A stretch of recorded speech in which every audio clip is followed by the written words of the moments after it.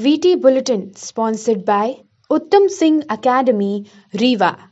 नमस्कार, विंध्या टाइम्स में आपका स्वागत है और आपके साथ मैं श्रेया हाजिर हैं आज की बुलेटिन की खबरों के साथ। पहली खबर की बात करते हैं जो कि मध्य प्रदेश में हुए उपचुनाव से जुड़ी हुई। मध्य प्रदेश के 4 सीटों में हुए उपचुनाव के परिणाम आज आ गए, जिसमें 3 सीटों पर बीजेपी ने अपना परचम लहराया। वहीं एक सीट सतना जिले की रैगांव विधानसभा सीट में हुए उपचुनाव में कांग्रेस प्रत्याशी कल्पना वर्मा ने बीजेपी प्रत्याशी प्रतिमा बागरी को 12,096 मतों से पराजित किया। आपको बता दें कि 30 साल बाद कांग्रेस रैगांव विधानसभा सीट में चुनाव जीत पाई है। रैगांव विधानसभा सीट में कांग्रेस को बड़ी जीत हासिल हुई है। कांग्रेस प्रत्याशी कल्पना वर्मा ने बीजेपी प्रत्याशी प्रतिमा बागरी को 12,096 वोटों से चुनाव हरा दिया। आपको बता दें कि 31 साल बाद रैगांव विधानसभा में कांग्रेस का कब्जा हुआ है। इसी को लेकर तरह तरह के कयास लगाए जा रहे थे। जहां एक ओर बीजेपी ने केंद्र से लेकर राज्य तक बड़े बड़े नेताओं को रैगांव में जिम्मेदारी दी थी, वहीं कांग्रेस ने ज्यादातर कोशिश स्थानीय और विंध्य पर केंद्रित नेताओं को जिम्मेदारी देकर इस सीट पर फतह हासिल की। आपको बता दें कि पिछले दिनों जब कमलनाथ ने मध्य प्रदेश में कांग्रेस सरकार गिरने के लिए विंध्य को जिम्मेदार बताया था, उसके बाद जब पूर्व नेता प्रतिपक्ष अजय सिंह ने उस बयान पर अपनी प्रतिक्रिया दी थी, उसके बाद से ही रैगांव विधानसभा का चुनाव एक प्रतिष्ठा का चुनाव बन चुका था। और जिस तरह से रैगांव सीट पर स्थानीय नेतृत्व और विंध्य के नेताओं ने ताकत लगाई और जो आज परिणाम आए, उसको लेकर अब कहीं ना कहीं भोपाल तक एक संदेश देने की कोशिश की गई थी। आपको बता दें कि अजय सिंह अपनी पूरी टीम के साथ रैगांव पर फोकस थे। पदयात्रा के साथ साथ छोटी छोटी जनसभा, नुक्कड़ सभाएं उन्होंने की थी। साथ ही हर वर्ग के वोट साधने में पूरी तरह से कांग्रेस सफल रही। कांग्रेस विधायक नीलांशु चतुर्वेदी, सतना विधायक सिद्धार्थ कुशवाहा, पूर्व लोकसभा प्रत्याशी राजाराम त्रिपाठी, पूर्व विधायक यादवेंद्र सिंह सहित कांग्रेस के तमाम नेता रैगांव को प्रतिष्ठा का चुनाव बना चुके थे, जिसके चलते उन्होंने एक मजबूत चुनाव लड़ा। वहीं बीजेपी की ओर से केंद्रीय मंत्री से लेकर खुद मुख्यमंत्री शिवराज सिंह चौहान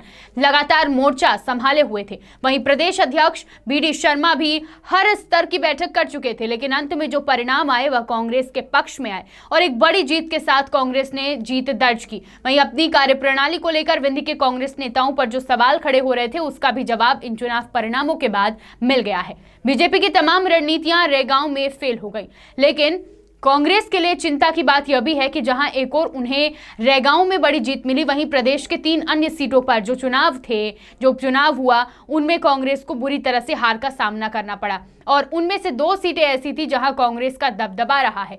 पृथ्वीपुर और जोबट में कांग्रेस के विधायक थे, लेकिन इन उपचुनावों में बीजेपी ने वहां कांग्रेस को कड़ी शिकस्त दी है। रीवा इंजीनियरिंग कॉलेज में पिछले कुछ दिनों से नव प्रवेशित छात्र छात्राओं का इंडक्शन प्रोग्राम चल रहा है, जिसका आज समापन हुआ। समापन समारोह में महाविद्यालय का पूरा छात्र संगठन शिल्पी इंफ्रा प्रोजेक्ट प्राइवेट लिमिटेड के एमडी इंजीनियर राजेंद्र शर्मा मुख्य अतिथि के तौर पर मौजूद रहे। इंडक्शन प्रोग्राम के माध्यम से इंजीनियरिंग कॉलेज के छात्र छात्राओं को अलग अलग विधाओं के विशेषज्ञों का मार्गदर्शन मिला। इंजीनियरिंग कॉलेज में इंजीनियरिंग की पढ़ाई शुरू होने से पहले छात्र छात्राओं को दिया जा रहा मार्गदर्शन अपने आप में अनूठी पहल है जो रीवा इंजीनियरिंग कॉलेज ने शुरू की है। 8 दिनों तक चलने वाले इस समारोह में विद्यार्थियों के व्यक्तित्व विकास के लिए विभिन्न व्याख्यानों, गतिविधियों एवं सत्रों का आयोजन किया गया। समापन समारोह को संबोधित करते हुए इंजीनियर राजेंद्र शर्मा ने विद्यार्थियों को ईमानदारी एवं परिश्रम के साथ अपने लक्ष्य के प्रति आगे बढ़ने के साथ साथ महाविद्यालय के गौरवशाली इतिहास से परिचित कराया। रीवा जिले में कई ऐसे गांव हैं जहां पर सड़क एक बड़ी समस्या है। जिले के गांव में सड़क न होने की वजह से ग्रामीणों को कई समस्याओं का सामना करना पड़ता है और इमरजेंसी के समय भी वह मदद से वंचित रह जाते हैं। रीवा जिले की जवा तहसील के ग्राम छधाना में भी ग्रामीण सड़क की समस्या से जूझ रहे हैं। गांव के शहीद नायब सूबेदार राकेश कुमार सिंह द्वारा इस समस्या को हल करने के लिए काफी संघर्ष भी किया गया।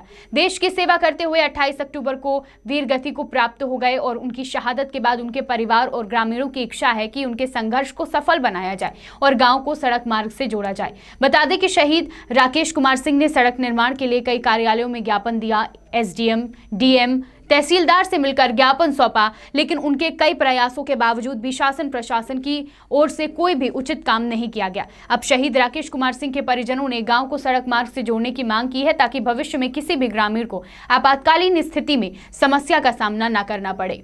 आज रीवा में राष्ट्रीय लोक स्वराज पार्टी द्वारा पत्रकार वार्ता का आयोजन किया गया। यह प्रेस वार्ता राष्ट्रीय लोक स्वराज पार्टी के नवनियुक्त प्रदेश अध्यक्ष रणवीर शर्मा द्वारा आयोजित की गई, जहां पर उन्होंने पार्टी के उद्देश्य के बारे में बताया।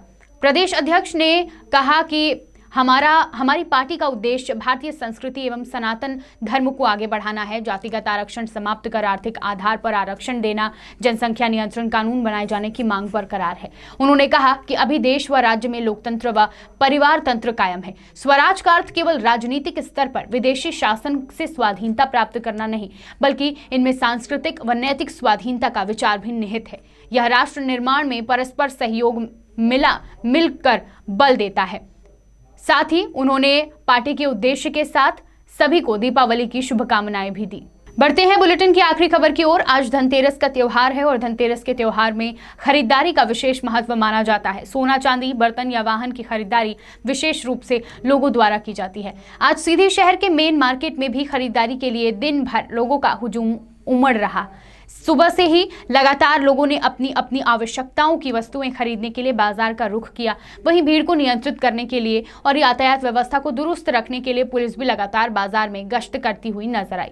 वहीं इस दौरान पुलिस की कार्यवाही भी देखी गई, जब बीच सड़क पर गाड़ी खड़ी करने वालों को गाड़ी में पुलिस द्वारा व्हील लॉक लगाकर कार्यवाही की गई। बता दें कि दीपावली का यह अवसर लोगों के साथ साथ छोटे व्यापारियों के लिए भी बहुत विशेष है, क्योंकि छोटे छोटे ठेला व्यापारी के लिए भी आमदनी की दृष्टि से यह त्योहार काफी खास हो जाता है। कुल मिलाकर कहा जाए तो कोविड की महामारी के बाद लंबे समय बाद शहर के बाजार में रौनक और चकाचौंध लौट आई। सीधी सी अभिलाष मिश्रा की रिपोर्ट। विंध्य की तमाम खबरें लेकर कल फिर हाजिर होंगे। देखते रहिए विंध्या टाइम्स। बहुत बहुत धन्यवाद।